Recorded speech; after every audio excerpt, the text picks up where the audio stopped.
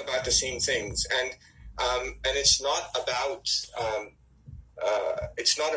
what the secular narrative is portraying. It's about something else. So I think that's important to see, so that we can engage in a dialogue. We can have a conversation, and having that conversation is really really important.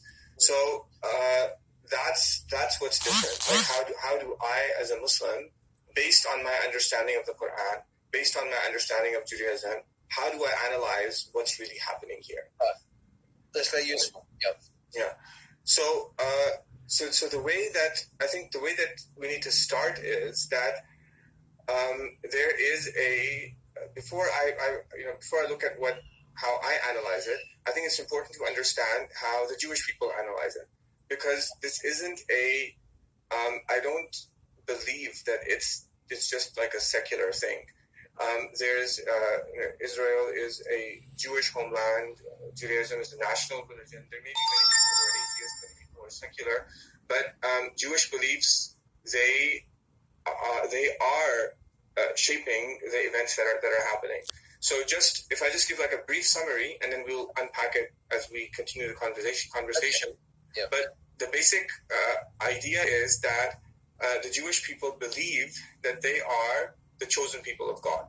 And what that means is that they have a privileged relationship with God, and that privileged relationship comes about by virtue of their descent from Israel, who's the prophet Jacob, and by virtue of that, God gave them. So where's the other 12 tribes? The other tribes, since they believe that, according to their belief now.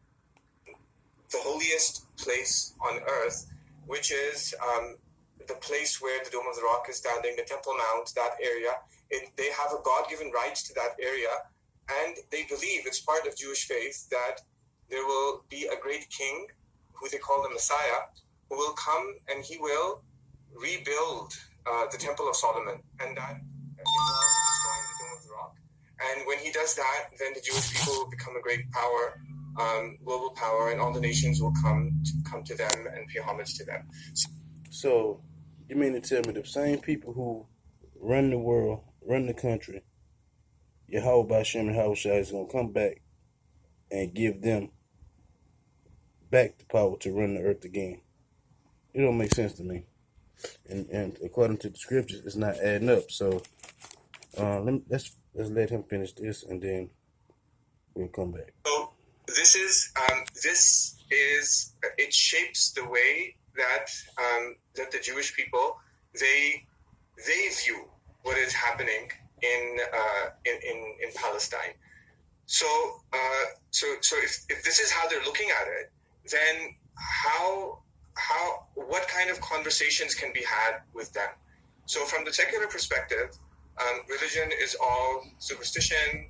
God is a superstition, and the solution is you get rid of religion, you get rid of the Bible, you get rid of everything, and you bring peace. But I think Muslims do look at it very differently, because religion is important, and God is important, and the Bible is important. Yeah. So how can they believe in the Bible and they say that God is not important? The Bible is not important. They want to do away with the Bible.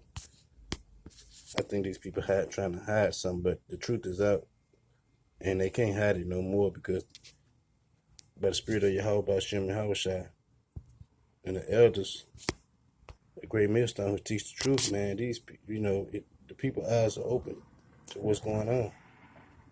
And to the Quran anyway. is important. So how would we kind of engage them in this, and how do we make sense of what's going on? Yeah. We urgently, there are 4 points that we can look at. The first is, are the Jewish people the chosen people of God? That's the first question. The second is, did God give them the Temple Mount?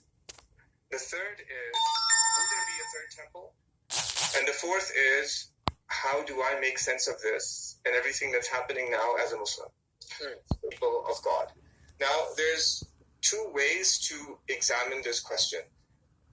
The Quran, it speaks to the Jews and the Christians, And there's this phenomenon that modern academic scholars, they call intertextuality, which means that the Quran, it references things that the children of Israel believed in, and it doesn't mention the full details, but these things were understood by them in a particular way.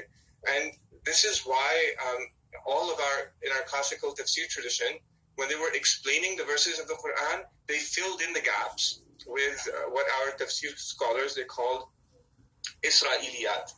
Okay, so let's fill this in with the scriptures right quick. So we're going to talk about Edom. And are they the chosen people of the Most High? We're going to get some insight. Okay? So,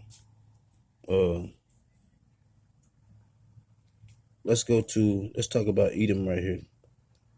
It says, as early as King Uzziah's rule, the prophets Joel and Amos pronounced Yahushua positive condemnation of Edom for its unrelenting fury expressed against Israel by the unmerciful use of the sword.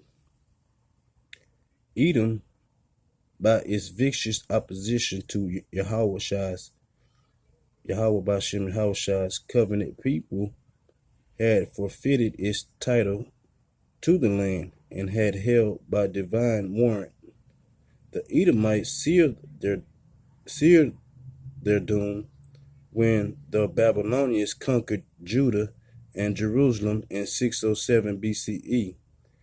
Edomite hatred was clearly revealed as they urged on the devastators of Jerusalem, rejoiced at Judah's tragedy, and in their enmity and desire for revenge, even turned over Judean escapees for slaughter by the Babylonians. They joined other neighboring people in the plundering the land, and they planned to take over the abundant country of Judah and of Israel, speaking boastfully against Yahweh. So these people speak boastfully against the Lord while they portraying to be God's people. It say, for this Yahweh directed his prophets Jeremiah, Ezekiel, and Obadiah to assure Edom that its rejoicing would be short-lived, and the treatment meted out to Judah would also become Edom's portion. As the prophet Isaiah had earlier foretold, the sword-wielding Edomites would come under Yahweh Bashem, Yahweh's own sword of justice and judgment. All classes, great and small, becoming like a sacrificial animal devoted to destruction. Edom was to become like Sodom and Gomorrah, uninhabited for all times, meriting Yahweh Bashem, Yahweh's hatred. Edom would be called the territory of wickedness, and the people whom Yahweh has denounced to time indefinite. Edom, it said Edom thus evidently stands as symbolic of the hard-set, let's change this page, for the hard-set enemies of God, covenant people. So they are the enemies of God people. Okay, so those people in that land are not the people of the Most High. It says Isaiah were a divine warrior with blood-stained garments who had tried the winepress of God's vengeance. Appropriately is described as coming from Edom, and from Edom, most prominent city Basra, used here as a play on the Hebrew word meaning grape gatherer.